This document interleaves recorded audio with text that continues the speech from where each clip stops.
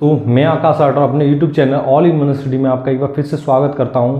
दोस्तों, आज जैसा कि मैंने आपसे कहा था तो मैं आपके लिए हिंदी की क्लास लेके आया हूं और ये हिंदी की जो क्लास है आपके इंडिया में जो भी एग्ज़ाम होते हैं और उनमें कहते हैं सामान्य हिंदी आती है, तो ये सारे एग्ज़ामों में वैलिड है, चाहे वो उत्तर प्रदेश पुलिस कांस्टेबल हो, BD हो, लेखपाल हो और SSC GD में भी हिंदी आती है वहाँ हो, ठीक है, कुछ भी हो, कोई सा भी एग्ज़ाम हो, सबके लिए कहते वैलिड है।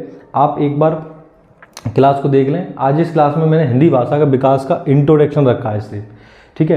तो इंट्रोडक्शन के तो मैं आपको तो बताऊंगा कि कैसे कैसे क्या होता है। तो सबसे पहले जो है आता है भाषा। भाषा क्या होती है, व्हाट इज़ द लैंग्वेज। तो गाइस, हम लैंग्वेज क्यों यूज़ करते हैं? तो लैंग्वेज हम जो है भाषा का प्रयोग इसलिए करते हैं जिससे कि देखो, मनुष्य क्या है, एक सामाजिक प्राणी है और समाज में अगर रहेगा तो समाज में लोग जो है एक दूसरे के ऊपर डिपेंड रहते हैं। अगर समाज में लोग जो है एक दूसरे के ऊपर डिपेंड रहते हैं तो उन्हें एक भाषा का इस्तेमाल करना पड़ेगा जिससे कि वो अपने आपस में एक दूसरे के विचारों को समझ सकें, ठीक है। तो इसमें यही लिखा हुआ है, भाषा एक साधन है जिसकी सहायता से हम अपने विचारों का आदान प्रदान करते हैं। विचारों को मुख्य दो प्रकार से प्रकट करते हैं, ठीक है। तो हम क्या करते हैं, अपनी के जो विचार होते हैं उसको हम ट्रांसफ़र करते हैं दूसरे तक। जैसे कि अगर मान लो हमें किसी से एक गिलास पानी मंगाना हो तो कैसे बोलेंगे, हमें एक गिलास पानी चाहिए, ये बोलेंगे।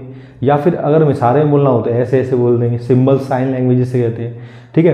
तो कोई भी सिंबल्स मीडियम हो, भाषा का मेन टारगेट जो होता है वो यही होता है कि अपनी जो भाव है, अपने जो विचार हैं उनको दूसरे सामने वाले तक पहुंचाना, ठीक है। तो जिसके लिए हम दो मीडियम का यूज़ करते हैं। तो आपको एक बात समझ में आ गई होगी, भाषा जो है किस लिए प्रयोग करते हैं और भाषा क्या होती है। तो आपसे कोई पूछे कि भाषा क्या होती है, तो भाषा एक साधन है जिसकी सहायता से हम अपने सामने वाले व्यक्ति के अपने विचारों को सामने वाले व्यक्ति तक पहुंचाते हैं या उसके विचारों को अपने तक दोनों एक दूसरे के आदान प्रदान करते हैं। दोनों क्या करते हैं, आदान प्रदान करते हैं अपने विचारों का, ठीक है। तो यहाँ से आपकी भाषा क्लियर हो गई। उसके बाद इसके दो मुख्य टाइप होते हैं, इसके दो मुख्य प्रकार होते हैं। कौन कौन से होते हैं? एक तो होता है मौखिक भाषा, ठीक है, और एक होता है लिखित भाषा। तो सबसे पहले हम पढ़ेंगे मौखिक भाषा। तो मौखिक भाषा में क्या है कि जब आप बोलकर अपने विचारों को किसी व्यक्ति के सामने प्रकट करते हैं तो उसे हम कहते हैं, तो वह मौखिक भाषा कहलाती है, ठीक है। तो जैसे कि आपने देखा होगा कि हम जैसे कि टेस्ट लेते हैं, किसी बच्चे से क्लास में सुनते हैं या उससे क्वेश्चन आंसर पुटअप करते हैं, तो हम दो तरीके से कर सकते हैं। एक तो रिटन टेस्ट लेके और एक उससे इंटरव्यू करवा के। तो इंटरव्यू जो होता है वो होता है आपका मौखिक भाषा। एक तरह से इंटरव्यू जो होता है अब उसमें बोलकर ही करेंगे ना, तो जो हम बोलकर क्या लगा है, जब हम बोलकर अपने विचारों को सामने वाले व्यक्ति के सामने प्रकट करते हैं, जब हम बोलकर अपने विचारों को सामने वाले व्यक्ति के सामने प्रकट करते हैं तो उसे हम कहते हैं मौखिक भाषा, ठीक है। उसके बाद आती है लिखित भाषा। क्या आती है? लिखित भाषा। लिखित भाषा में क्या होता है गाइस, अगर मान लो कि वो व्यक्ति मौजूद नहीं है या फिर हम अपने आने वाली पीढ़ियों को कोई ज्ञान देना चाहते हैं, ठीक है। जैसे कि अगर आपने कहते कोई बुक लिखी और आप ये चाहते हैं कि ये पीढ़ी तो पढ़ी रही है, साथ ही साथ आने वाली कई पीढ़ियाँ इस बुक को पढ़ें, तो हम क्या करते हैं, उस एक रिटन लैंग्वेज लिखते हैं, यानी बुक लिखते हैं और उन बुक को सदियों तक बुक चली है। जैसे APJ अब्दुल कलाम की कई किताबें, बहुत सारी जो मोटिवेटेड करती हैं, तो वो किताबें लिख के गए थे जिससे कि आने वाली पीढ़ी जो है हिंदुस्तान की इससे इंस्पायर होती रहे और इसे पढ़ती रहे।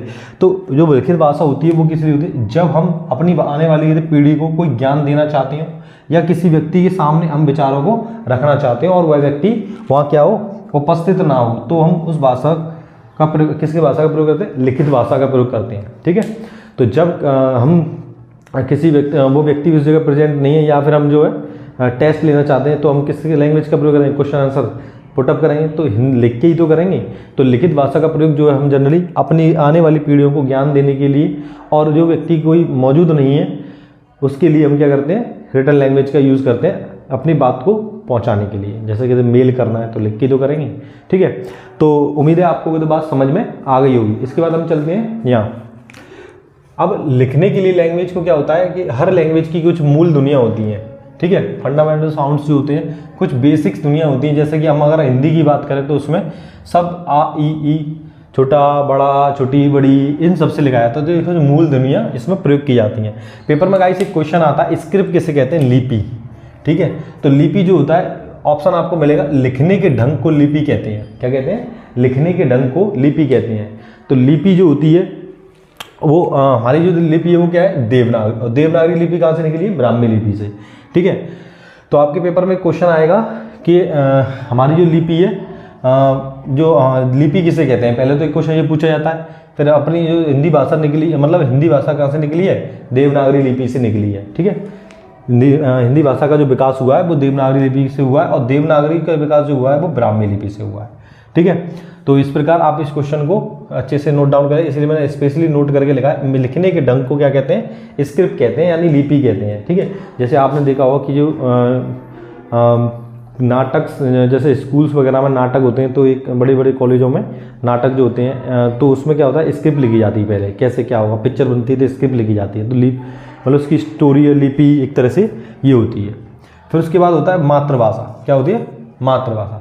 तो मातृ प्लस भाषा, देखिए वैसे तो इसे मातृ पढ़ते हैं, क्या पढ़ते हैं, मातृ री से ऋषि वाला, मातृ प्लस भाषा मातृभाषा। ठीक है, या मातृ अर्थात माँ द्वारा प्राप्त कृत भाषा, वह भाषा जो, इसका अर्थ होता है माँ द्वारा प्राप्त भाषा, यानी कि अपनी जमीन, वह भाषा जो बालक अपनी माँ और अपने परिवार और आसपास के लोगों से सीखता है उसे मातृभाषा कहते हैं या मातृभाषा कहते हैं। ठीक है, तो वह जो भाषा होती है, आपसे पूछा जाएगा कि मातृभाषा क्या है, तो मातृभाषा वो भाषा होती है जिसमें विद्यार्थी जो होता है वो अपने परिवार से, अपनी माँ से और अपने आस पड़ोस जो होता है अपनी माता पिता और परिवार और अपने आसपास के लोगों से सीखता है, उसे क्या कहते हैं, मातृभाषा कहते हैं। ठीक है गाइस, आज इस वीडियो में मैं आपके लिए इतना ही मटेरियल लेके आ पाया हूँ। ठीक है, अगली वीडियो में जब हम आएंगे तो कुछ और इंपॉर्टेंट जो पॉइंट्स होंगे इस चैप्टर के, इंपॉर्टेंट डेफिनेशन होंगी, इंपॉर्टेंट जो मटेरियल होगा वो मैं आपके लेके आऊँगा। ठीक है, अगर आपको अगर वीडियो अच्छी लगती है तो चैनल को सब्सक्राइब कर लीजिए और वीडियो को लाइक कर दीजिए, और लाइक शेयर सब्सक्राइब जितना आप कर सकते हैं प्लीज़ करिए, क्योंकि चैनल को आपके सपोर्ट की ज़रूरत है। ठीक है, अगर आप सपोर्ट नहीं करेंगे तो कौन करेगा। ठीक है, और लाइक जरूर करिए, लाइक करने से तो मुझे पता चल जाता है कि हाँ वीडियो अच्छी है और कंटेंट जो है मैं दे रहा हूँ वो पसंद आ रहा है। ठीक है, अगर कोई कमी है तो आप नीचे कमेंट बॉक्स में कमेंट कर सकते हैं, और उम्मीद है आपको लेक्चर समझ में आया होगा। इसी के साथ मैं आकाश राठौर आपसे विदा लेता हूँ।